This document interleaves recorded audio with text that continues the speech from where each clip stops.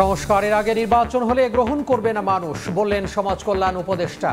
অংশীজনদের মতামতেই পুলিশে আসবে সংস্কার, কমিশনগুলোকে সহযোগিতার আশ্বাস স্বরাষ্ট্রের।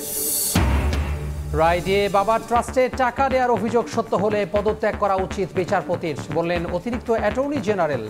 আচরণবিধি লঙ্ঘনকারীদের বিচার দাবি বিএনপির।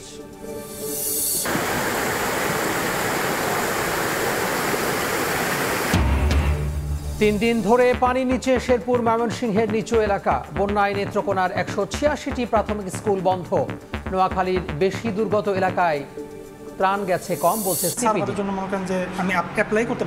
আমরা তো হ্যারাসমেন্ট হচ্ছে। একদিকে সার্ভার জটিলতা, অন্যদিকে পলাতক জনপ্রতিনিধিরা। জন্ম ও মৃত্যু নিবন্ধনে চরম ভোগান্তি।